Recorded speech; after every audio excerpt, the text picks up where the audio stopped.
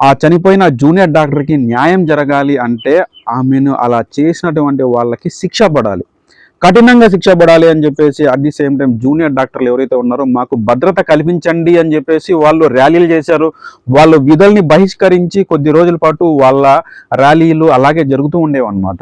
So ఆ తర్వాత మళ్ళీ వాళ్ళు విధుల్లో చేరారు. ఇప్పటికి కూడా వాళ్ళకి ఎలాంటి చట్టాలు అనేవి చేద్దామా అని చెప్పేసి ఆలోచనలోనే ఉంది ప్రభుత్వం కూడా.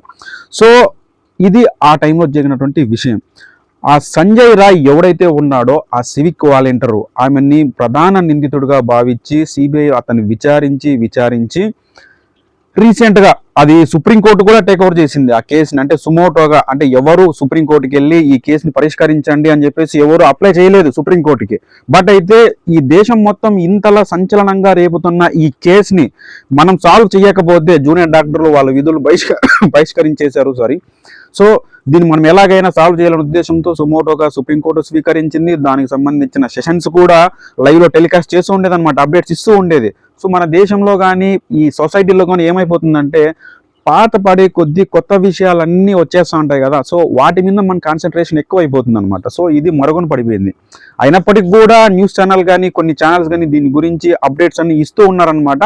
బట్ ఇప్పుడు ఏమైందంటే నిన్నటి రోజున ఈ సంజయ్ రాయ్ సివిక్ వాలంటీర్ ఎవడైతే ఉన్నాడో వాడికి జీవిత ఖైదు విధించాలి, అంటే వాడు బతికినంత కాలం జైల్లోనే ఉండాలి అని చెప్పేసి సెక్షన్ 66 భారత న్యాయ సంహిత కింద సెక్షన్ 64, 66, సెక్షన్ 103. ఈ సెక్షన్ 64 ఏం చెప్తుంది, 66 ఏం చెప్తుంది అంటే రేపులకు సంబంధించినటువంటి శిక్షలు ఏవైతే ఉంటాయో వాటి గురించి ఈ సెక్షన్ 64, 66 చెప్తుంది అనమాట. ఈ సెక్షన్ 103 ఏం చెప్తుంది అంటే మర్డర్కి సంబంధించి మాత్రమే చెప్తుంది. సో ఇక్కడ అమ్మాయిలకు సంబంధించి వాళ్ళ భద్రతకు సంబంధించి జూనియర్ డాక్టర్ విధుల్లో ఉన్నప్పుడు ఆమెను ఇలా రేప్ చేయడం కానీ వీటికి సంబంధించి వేరే సెక్షన్లు ఇవన్నీ ఉంటాయన్నమాట. బట్ ఏం చేస్తారేమో తెలియదు కానీ వాడికి జీవిత ఖైదు విధించింది. ఉరిశిక్ష విధించాలని చాలామంది కోరుకుంటున్నారు, చాలామంది ఆగ్రహంతో ఉన్నారు. ఇంత తప్పు చేసి ఇంత సంచలనం రేపినటువంటి ఈ కేసులో ఇలాంటి చిన్న అంటే ప్రతి ఒక్కరికి ఒక దొంగతనం చేసిన వేరే విషయాలు ఇల్లీగల్గా ప్రవర్తించిన వాళ్ళకి జీవిత ఖైదు పడుతూ ఉంటుంది. సో వీడు కూడా ఒక 12 సంవత్సరాలు ఒక 15 సంవత్సరాలు ఉన్న తర్వాత వీడు సత్ప్రవర్తన మీదుగా మళ్ళీ బెయిల్ నుంచి బయటకు వచ్చేసి ఇలాంటి పనులు చేస్తూ ఉంటే వాళ్ళు చూసే వాళ్ళకి వాళ్ళ ఫ్యామిలీ ఎవరైతే ఈ ఇన్సిడెంట్ జరిగిన తర్వాత వాళ్ళు బాధపడుతూ ఉంటారే, అరే ఇంతేనా మాకు జరిగిన అన్యాయానికి మాకు జరిగిన న్యాయం ఇంతేనా అని చెప్పేసి వాళ్ళు బాధపడుతూ ఉండొచ్చు కదా అని చెప్పేసి చాలా మంది ఆగ్రహం వ్యక్తం చేస్తున్నారు. సో ఇది ఇక్కడితో ఆగిపోలేదు. ఈ తీర్పు ఇచ్చింది సుప్రీంకోర్టు కాదు, ఆ కోల్కతాలో ఉన్నటువంటి సెషన్ కోర్టు మాత్రమే ఈ తీర్పు ఇవ్వడం జరిగింది. మేబీ ఇన్ ఫ్యూచర్లో సుప్రీంకోర్టు దాకా వెళ్ళి వాడికి ఏమన్నా జీవిత ఖైదుతో పాటు ఇంకా ఏమన్నా అంటే జీవిత ఖైదుతో కాకుండా వాడికి ఉరిశిక్ష విధించాలా ఇంకా ఏమో చెప్తారనమాట. 50,000 రూపాయలు వాడి సైడ్ నుంచి పెనాల్టీ ఇవ్వాలి ఫ్యామిలీకి, గవర్నమెంట్ నుంచి 15 lakhs పరిహారం ఇవ్వాలి వాళ్ళ ఫ్యామిలీకి అని చెప్పేసి కోర్టు అనేది తీర్పు ఇవ్వడం జరిగింది. సో మీరు చెప్పండి, కామెంట్ రూపంలో తెలియజేయండి, ఇలాంటి వాళ్ళకి ఎలాంటి శిక్ష విధించాలి. నా ఒపీనియన్ ఏంటంటే జీవిత ఖైదే కరెక్ట్ ఏమో. ఎందుకంటే చంపేయడం అంటే ఉరి తీయడం అంటే ఇప్పుడు ఒక చిన్న ఇష్యూ కూడా చాలా మంది సూసైడ్లు చేసుకుంటున్నారు ఉరి చేసుకొని. ఉరి అనేది చాలా చిన్న విషయం. సో అదే జీవిత ఖైదు అనేది వాడు సత్ప్రవర్తన ఎంత ఉన్నా సింతకాయ ఉన్నా వాడు జైల్లోనే మగ్గాలా, వాడికి అలాంటి రోజుకి ఒక పూటే అన్నం పెట్టాలా, ఇలాంటి తరహా ఏవైతే ఉంటాయో ఆ అండమాన్ నికోబార్ దీవుల్లో ఉన్నటువంటి ఆ జైల్లో ఏదైతే ఉందో ఆ జైల్లోకి వేసేసి వాడికి చుక్కలు చూపించే విధంగా చేస్తే బాగుంటుంది. చాలా గొప్పగా చెప్పారు. అట్ ది సేమ్ టైం ఇక్కడ మనం లాజిక్ మిస్ అవుతున్నాం.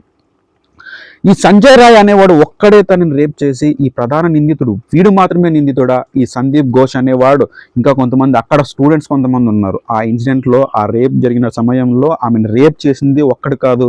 అప్పుడు చాలా పుకార్లు వచ్చాయి, అంటే తన బాడీలో స్పర్మ్ అనేది చాలా ఉంది, చాలా మందికి సంబంధించిన నమూనాలు ఉన్నాయని చెప్పేసి చాలా చెప్పారు. సో ఇదంతా పుకార్లేనా, లేదంటే వేరే వాళ్ళని తప్పించడానికి వీని మాత్రమే ఇరిగించేశారా? మామూలుగా గాంధీజీనో ఎవరో చెప్తా అంటారు అనమాట, ఒక నిర్దోషి తప్పించుకున్నా పర్వాలేదు,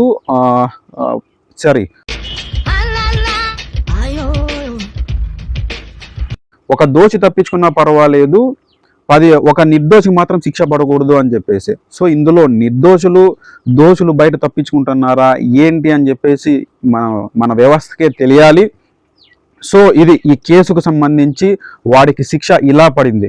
ఇప్పుడు మనము అమ్మాయిలు ఈ అఘాయిత్యాల నుంచి, అత్యాచారాలు ఎక్కువగా జరుగుతున్నాయి కదా, వీటి నుంచి ఎలా రక్షించుకోవాలి? సో చాలా చాలా చాలా కారణాలు ఉండిండొచ్చు, చాలా జరుగుతూ ఉండొచ్చు ఇలాంటి అఘాయిత్యాలు. నాకు తెలిసినంత వరకు నా పర్సనల్ ఒపీనియన్గా నేను చెప్పేది ఏంటంటే, అమ్మాయిలు ఎక్కువగా అంటే 30 years 40 years మ్యారేజ్ అయిపోయిన తర్వాత కొన్ని కారణాల వల్ల భర్తలే వాళ్ళని చంపడం జరుగుతూ ఉంటుంది. వేరే పక్కన పెట్టేద్దాం.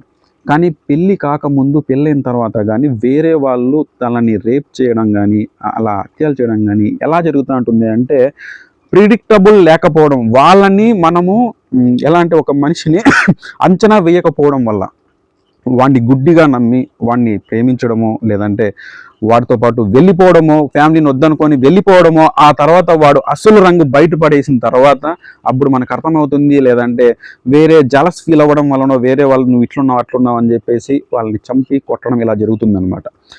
మనం ఏం చేద్దాం? బ్యాడ్ బాయ్ క్రష్ తగ్గించుకుంటే బాగుంటుంది. అంటే బ్యాడ్ బాయ్ క్రష్ అనేది ఎలా ఉంటుందంటే, అమ్మాయిలకి మంచిగా చదువుకొని మంచిగా జాబ్ చేసేవాడికి మంచిగా బతుకుదాము ఇట్లా అనేవాడికి నమ్మరు అనమాట. ఎలా ఉంటుందంటే, వాడు పుట్టకోసాక అట్లా ఏదో చిల్లరగా ఉంటారు, అట్లాంటి వాడికి బాగా పడిపోతారు. మనం ఆల్రెడీ మన బ్యాడ్ బాయ్ క్రష్ గురించి మన ఛానల్లో వీడియో చేసాం, వెళ్ళి చూడండి కావాలంటే. సో ఎలా ఉంటుందంటే, పాన్ పరాక్ నమ్మలే వాడికి స్టైల్గా ఇలా క్రాప్ ఇలా తీసి ఆటో స్టైల్గా దోలే వాళ్ళకి, బండి పైకి లేపేవాడికి, చిల్లరగా అంటే కుల్లి జోకులు వేసేవాడికి ఆ టైం వరకు మాత్రమే బాగుంటుంది. వావ్, ఈ అబ్బాయి చాలా బాగున్నాడు అని చెప్పి అనిపిస్తుంది. అంతవరకు వావ్ అంటే ఓకే సరిపోతుంది. అంతేగాని వాళ్ళ లైఫ్లోకి నువ్వు వెళ్ళావనుకో, నీ లైఫ్ నాశనం అయిపోతుంది.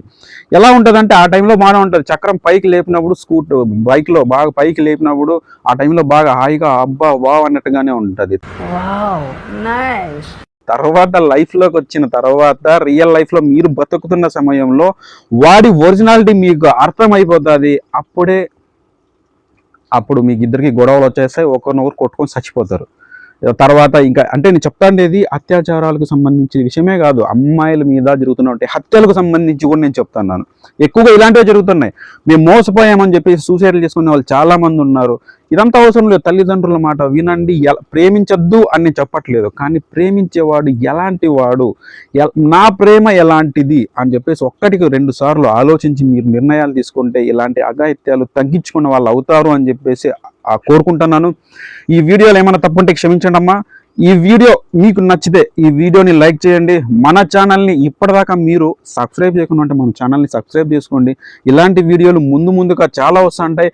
ఇలాంటి వీడియోలు మీకు నోటిఫికేషన్గా రావాలంటే బెల్ సింబల్ మీద కూడా యాక్టివ్ చేసుకొని ఉంచుకోండి అనమాట. ఏమైనా తప్పుగా మాట్లాడితే క్షమించండి. వీడియో నచ్చితే షేర్ చేయండి. జై హింద్.